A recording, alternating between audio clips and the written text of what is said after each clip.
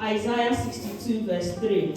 It says, "You will be a crown of splendor in the Lord's hand, a royal diadem in the hand of your God." You are not just a woman. You are not an afterthought.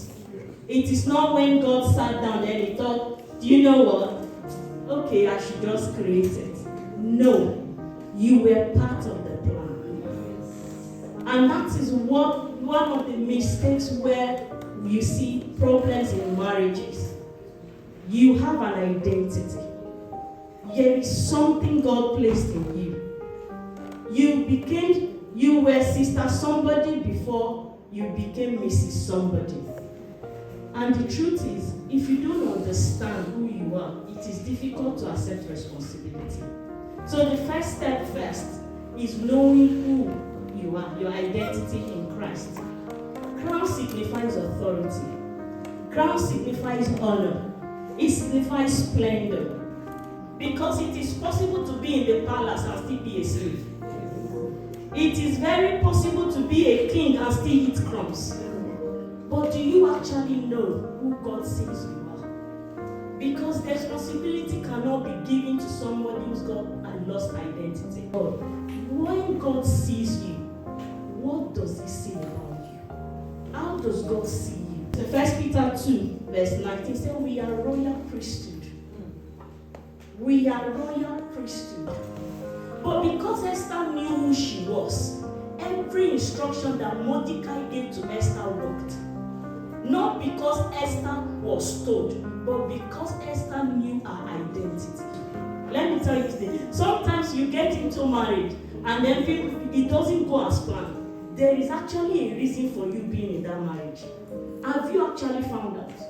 Before you start comparing yourself to A and B, the meaning of submission is actually learning to trust.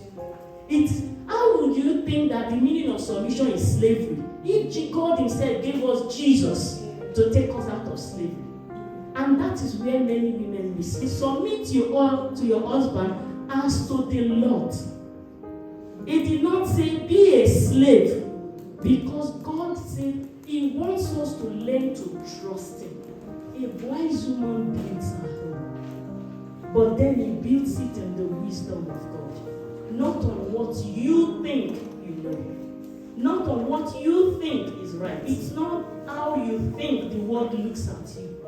It's not how your career shapes you. It is how God actually wants you to build that home. Because if it is hard for you to submit to God, it will be hard for you to submit to your husband. Because God will ask you.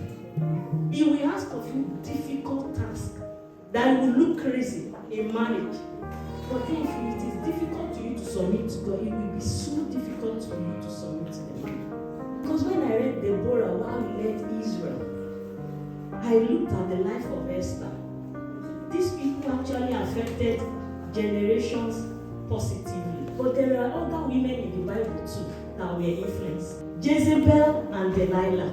Were they not women? They were women. Are they not in the Bible?